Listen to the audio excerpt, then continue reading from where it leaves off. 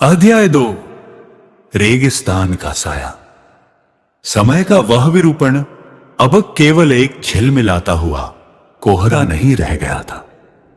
वह एक चीखता हुआ विरोधाभास बन चुका था।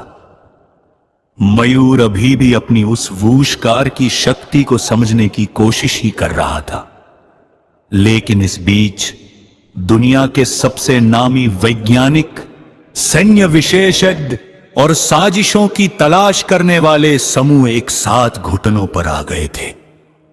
ऐसा इसलिए था क्योंकि अब नए सूजक के दशक के लास वेगस की वो भ्रामक छवि केवल आंखों को ही नहीं दिख रही थी, बल्कि कुछ पलों के लिए वो इतनी असली हो जाती थी कि उसे महसूस किया जा सकता था। मुझे रेगिस्तान में नेवादा राज्य की पुलिस बल उस समय की दरार के चारों ओर पहरा दे रही थी, लेकिन वे पूरी तरह से भ्रमित थे। उनकी रिपोर्टें खौफनाक थी। हवा में धुएं के बीच सस्ती विस्की और सिगरेट की महक कैर रही थी, और कहीं दूर से डीन मार्टिन की मधुर गायकी की धीमी आवाज सुनाई दे रही थी। सबसे ज्यादा डरावनी बात यह थी कि लोग, इंसानी आकृतियां पल भर के लिए दिखाई देती और फिर धुंधली होकर गायब हो जाती। एक आदमी सिर पर हैट और सूट पहने एक सेकंड के लिए दिखता और फिर हवा हो जाता। वहीं एक महिला पूडल स्कर्ट पहने हैरान आंखों के साथ ऐसे प्रकट होती मानो वो समय की गहरी खाई से चिल्ला रही हो। दो अलग अलग समय के धागे अब एक दूसरे में उलझने लगे थे। इस बीच जालना में अपनी छोटी सी कार्यशाला में मयूर ने खुद को कैद कर लिया था। खिड़कियां बंद थी।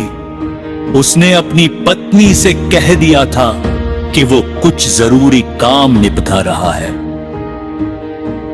लेकिन असल में वह पागलों की तरह अपनी नोटबुक में लिख रहा था।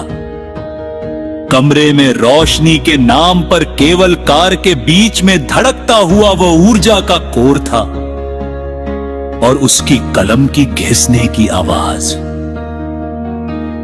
उसके दिमाग में एक स्पष्ट विचार आकार ले रहा था। स्पेस टाइम रिडक्शन कोई एक तरफा रास्ता नहीं था।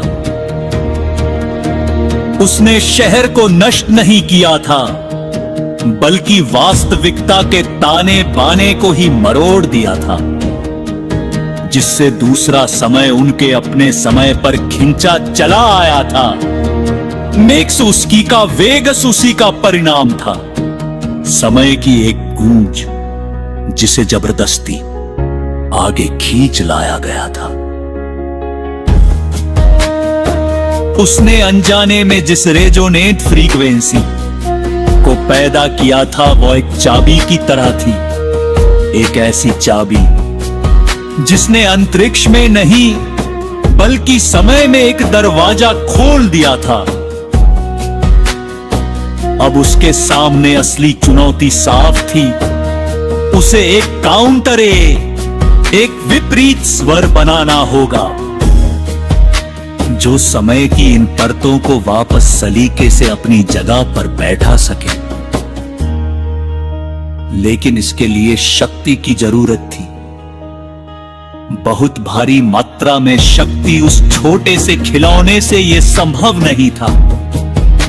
उसे एक बड़ी मशीन बनानी होगी, एक तरह का लघु पार्टिकल वर्क जो समय के धागों को फिर से बुन सके। उसके हाथ तेजी से स्केच बनाने लगे।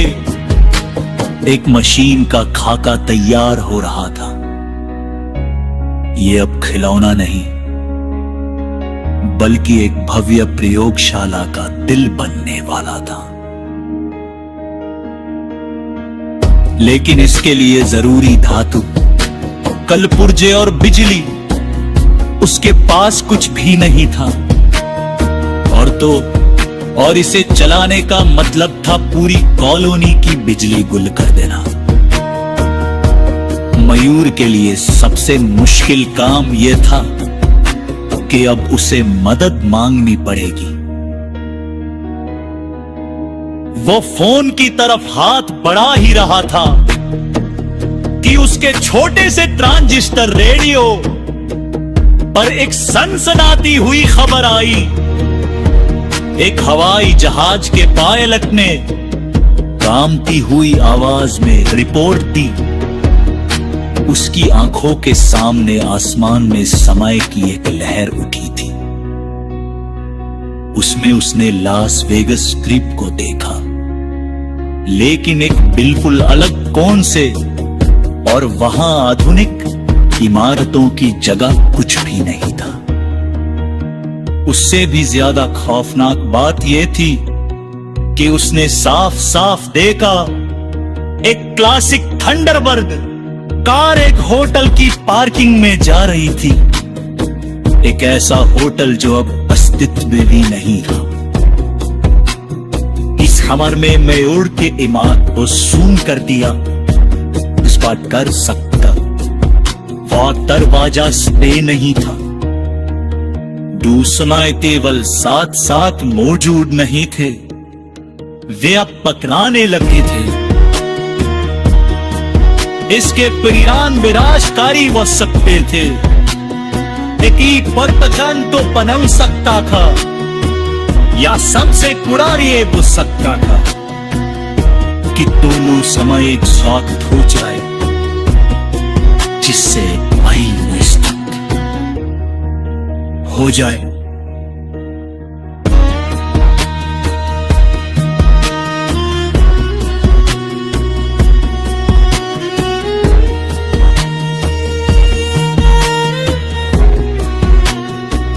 मयूर ने अपने सोते हुए बैदी को देखा।